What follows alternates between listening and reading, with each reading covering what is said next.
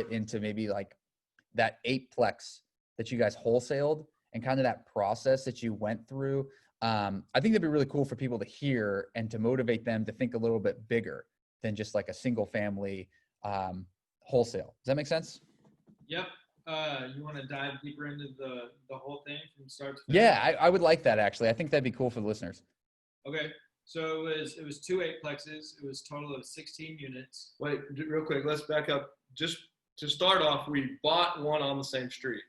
That's important because that was our first big deal together. 8 units we bought. And we actually bought that from a wholesaler.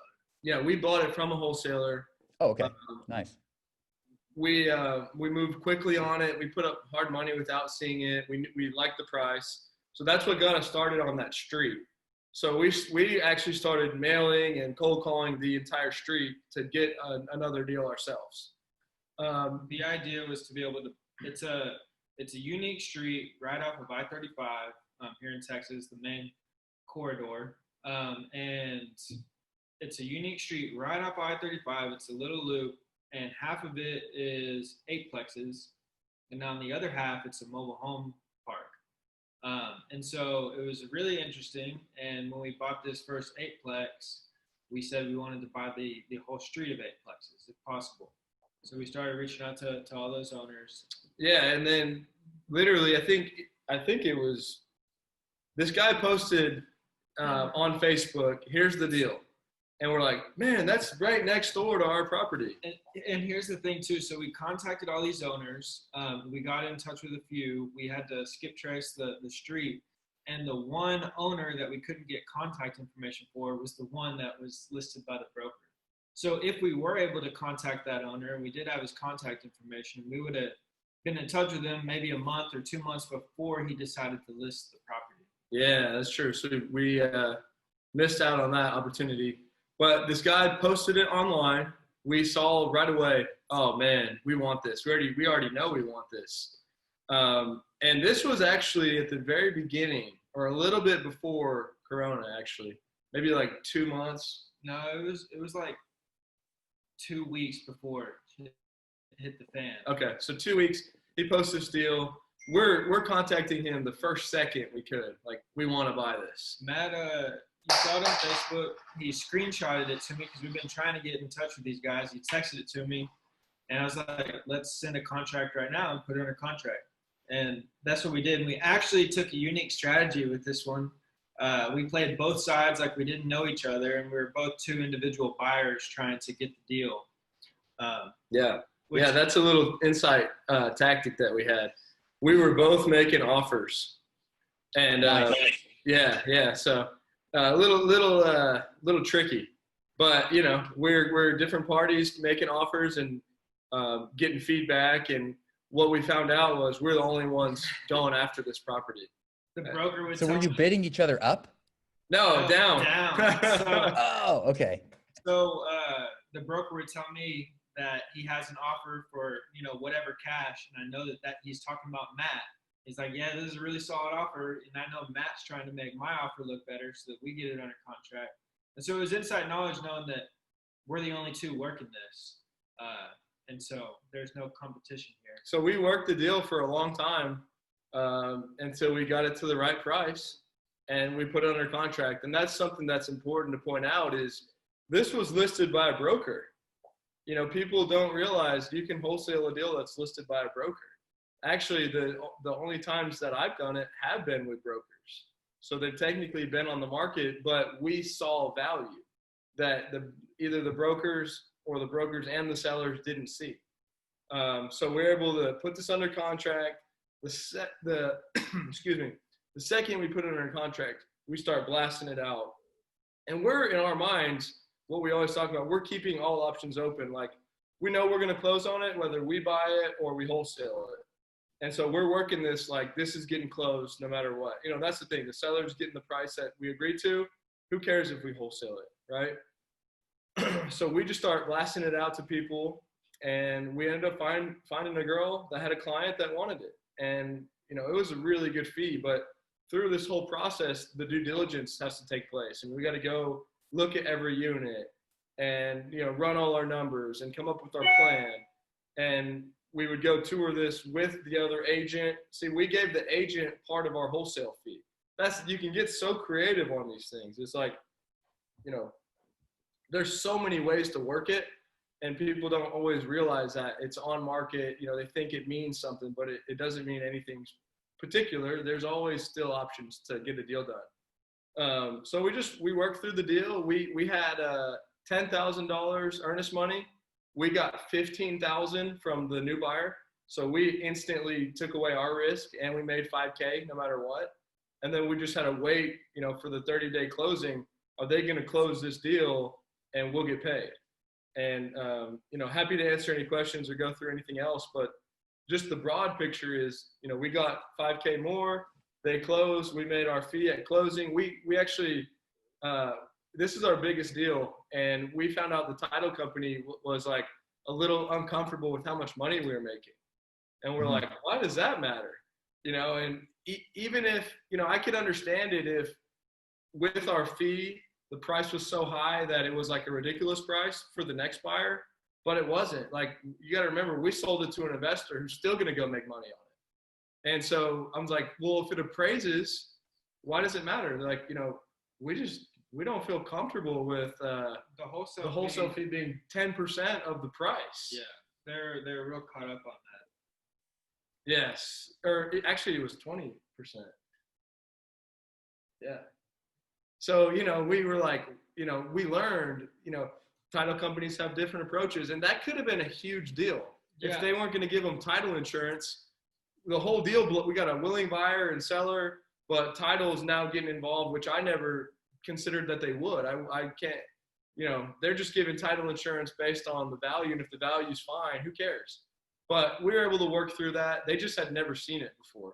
And which, you know, we kind of felt a little proud about that. It's like, oh, okay. So we're setting some kind of record that you don't even, you know, they didn't even know how to comprehend it for a little bit. So did the seller have any issues with that? Like, did you run into problems with that? No. They, you know, they got the price that we agreed on. We had it in the contract that we had the ability to, we checked the box, you know, can assign. I mean, it was all disclosed. The seller just wanted to get out of that deal, but we also didn't go to the seller and have conversations about wholesaling his property either. You know, he just wanted it to close. And so, you know, when our earnest money went hard, I think he was just ready for that, to get that thing done. So what did there might be some people who are confused about, like, if it's on the market, how can you wholesale it on the market? Are you still paying that brokerage fee? And so that's out of the wholesale number. So you have to mark it up over the brokerage fee. Like, talk about that. So it's the same thing. It's just your sales price, right? And if I'm a wholesaler and you have a property that's listed on the market and I know that it's under market value, or I can wholesale it for a little bit more, I get it under contract with you with the ability to assign it, at which point I take it to my buyer and they, you know, I raise the price, get my wholesale fee, they put it under contract with me, they close, and nothing's different.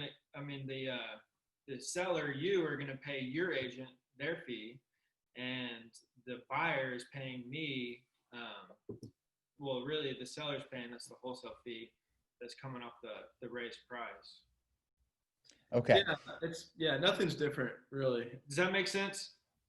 Yeah, that totally does. And I think a lot of people just like write off wholesaling as soon as it gets put on the MLS, or, you know, they're like, oh, I can't wholesale it now, there's a realtor involved. But that's really good. It's eye-opening that you still can if you see profit. You know, that's why I brought that up. So that's the key of having that market knowledge and seeing the opportunity and knowing the value. That's how you can make that. And you know, people were like, well, a broker knows the value. It's not true. I mean, you know, essentially what this means is the broker could have listed the property, our wholesale fee higher than he did, put it under contract at, and made that for the seller because someone else paid it, you know, but we have value in that we found it. The one thing about us also is that we really do close deals. Like we're not putting it under contract to only wholesale it and get rid of it. Like we're closing regardless. So that helps me sleep at night with how we treat the sellers. Like, I'm not just trying to waste someone's time and they lose the deal. We're going to close on it one way or another. And that's how we approach it. And knowing that value is critical, man. And I did the same thing on a 20 unit deal with a really smart broker and was able to wholesale for more than he sold it. And I really think there's a niche right now in like the small multifamily where a lot of investors want to get there, but they don't know how. And then a lot of people that have the money and know how to get there have already moved on from those. And they don't want to do those 20s. They want to do the hundreds. And it's this little niche where if you can have some value and understand it, I think there's some real opportunity there still that maybe won't be there forever, right? Like in Austin with duplexes and fourplexes, that doesn't exist. You know, it's crazy to try and buy a duplex or a fourplex because a lot of people can afford them and they know how to, and so it drives it up. But when you get a little bit higher, the knowledge and experience is not there. So that's what creates the opportunity for guys like us or guys that do want to learn it and figure it out and take those risks. Also, too, I want to point out that I think having a realtor involved in the transaction is not necessarily a bad thing. I think sometimes it's a good thing. The realtor shouldn't really care as long as the deal's getting closed and their client is getting what they want, right? And a lot of times the realtor does a lot of work that we would normally have to do with the seller. Now that's the realtor's job to go and do that. And so it doesn't necessarily affect it negatively. Yeah. Okay. Yeah, that makes sense. Because I've actually personally never wholesaled something that was on the market. I've always done it off market. So that's going to be a new approach for me personally. Yeah. Like Yeah. There's a ton of opportunity there. So I know we only have a few minutes left because you guys have another thing you got to jump on. But what kind of details, like when you packaged that and sent it off to potential buyers? So did you go to all the units, take pictures of them, like have a drive or something that you sent off? What kind of details did you give the end buyer? We got into every single unit we could. That was a process. This was a property that was not really well taken care of. There wasn't a lot of financial information. There were missing keys. There were missing leases. It seemed as if there were made up numbers sometimes. And so there wasn't a well put together package that we received as buyers or as wholesalers to present to our buyers. Therefore, we're only able to present what we have. And I think that that's what made this thing hard to sell initially. But, you know, a T12, which we didn't really have, we had an income statement that seemed put together pretty quickly. We had a few leases, a survey, and pictures of about 14 of the 16 units. So you guys were able to sell on the value of, I own another 8plex right down, and this is what it could be, right? That was pretty big because the buyers that ended up closing on it after we went and toured the properties. I was like, let's go check out ours. We walked straight down to our unit. We had a vacant unit that we were getting rented out, so we were able to walk it. They were able to see the type of updates that we were doing. We were able to tell them what we're getting for our rents after we remodel the units. And so I think that was very helpful. Yeah, and we also, on that note, like we had a little bit of leverage in the sense that the person buying the deal from us knew that we already had something and that we could buy this regardless, you know, that we might actually close on this deal. So because if you're buying from someone and you know that they can't close on it, you've got some serious leverage to negotiate the price. It's like, yeah, well, you're not, you know, you're going to make $5,000 here. You can't do anything else. We got you, you know, and that's, you know, the cold hard truth, in my opinion, is like, you know, we're hunting. I've thought about this lately. Like, in what we do, we're hunting for deals. We're going and we're, you know, working with integrity and doing all that, but like we're trying to kill, hunt. And when you smell blood in the water, like we gotta go double down on that and get the most value we can, right? This is how we make our money. And so those little intricacies of understanding all aspects of it, can they close, can they not, maybe I'll renegotiate, are very critical and important. And we had that leverage that they knew we could close on it. So they couldn't do that with us. They did drop it a little bit right before closing. I think they, got like a 5% discount or something. And we were like, yeah, let's just do it to close this deal. But does that make sense? Like, that's really critical to understand where the leverage is. Yeah, completely. And that's awesome that you guys did that. And I think, people get into these like wholesaling tutorials or like, oh, you can make 5K super easy. But I don't think new wholesalers realize, like, you guys went into a lot of detail of like, here are where the units are. Here's how we rehabbed ours. Here's where we increased the rent. Here's what the cap, like, you got to kind of package that together for potential buyers, which is what you guys did. So if you're listening to this and you're kind of new to wholesaling, it's not like the easiest thing ever. Now, no, it's dude, easy. It's absolutely not. And I know Yeah. you get this. The thing that I want to point out is and the way I view it is there's two different businesses within it. Like, finding a deal is one, selling it's another. You really could find a great deal. Yeah, I think there's a little misconception, not 100%, but I'm still trying to think this through. But everyone's like, find the deal, then you can find the money. In some ways, that's very true. But also with timelines being quick, it's not always easy to find the money quickly. It's not always easy to sell the deal. Even if it's great and you don't have all the paperwork, maybe it doesn't get sold. And so it's literally like two whole, finding it's hard, selling it's actually just as hard a lot of the times. And that's why a lot of wholesalers, there's a lot of wholesalers here that don't sell. They just pass it to New Western or some of the bigger companies and make their 10K and leave another 10 on the table, 50%, or 100%, and they just feel good about someone's going to get it closed because they know that that's not an easy process. Mm-hmm. I know of it personally. Like, I have a deal that I think is a great rental right now that I am having a hard time selling. I'm going through it right now. Like that, we can find deals and I can negotiate them.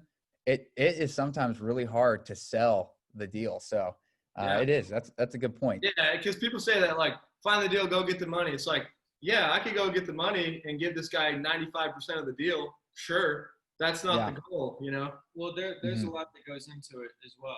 I mean, conceptually, find under market value, put it under contract, assign the contract, close. It sounds easy, and that's what I thought too. But there's a lot that goes into it, right? Even when trying to sell the deal, you get to title and they say, hey, this won't work. This is too big of a wholesale fee. Or, we won't insure the property. And you have so many curveballs thrown at you that you have to solve all these problems to make sure that deal gets closed. Yeah. Yeah. Well, nice. Well, this was great. I mean, I think, a lot of people want to know more about wholesaling. I don't even know if people know you can wholesale that large of a property. So that's great. And on market. So there's some really good value here. I know you guys got to hop off. Huh? Well, hey, I said you can wholesale anything.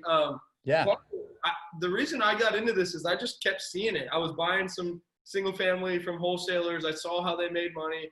And the big thing that got me was this girl in San Antonio made $400K on wholesaling some land.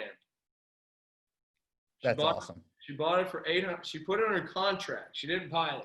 She put it under contract for $800,000. Wholesaled it for 1.2 to a multifamily developer. And it blew my freaking mind. Like, and that's thing. That's crazy. Is those relationships of knowing who could buy it. Like, anyone could go put that $800,000 contract and have this $400K wholesale deal, but not realize it because, land is like, could be anything. And so knowing, someone that can put self-storage or multifamily or whatever that may be is super valuable. That's the knowledge. If you know that, you can go make that money. But some people, a lot of times people don't know that. And nobody realizes you can wholesale land and make $400K and all this crazy stuff. And so that blew my mind. I'm like, I got to get a piece of this action. I just, I want to make $100K, 50K, 10K, whatever. Like, I want to make that because you're trading a contract. I mean, it's a crazy concept. And I believe that 95% of realtors have no idea what it is and how to do it. And maybe that's going to change over time. But right now, there's opportunity there. And you got to go get it while you can. Yeah. No, that's awesome. Yeah, I think there are so many people who don't realize you can do that. And it's work, but it's a great way to make money for sure. So, well, Well, seriously, guys, thanks for hopping on here. Hopefully we'll do some more of these. I'll check and see how the YouTube live went. So if anybody's on there, let me know. And send over that deal you got in Pennsylvania. Let us look at it. Yeah. Okay. I'll send it to you. Yeah. Yeah. I'll send it to you. That'd be great. I'll email it to you. We won't wholesale it. Yeah. You can wholesale the wholesale. And I don't even care. I won't even care if you guys make 100K on it. So yeah, dude, we love doing it. You know, we'd love to do this as much as we can and help any way we can. And, you know, we love building a relationship with you as well. So thanks for having us on. And we're excited, man, to see what happens and keep the relationship going and moving forward. Yeah, absolutely. All right. Thanks, guys. Thanks for coming on. Thanks, man. Have a good day. Have a good weekend. See ya.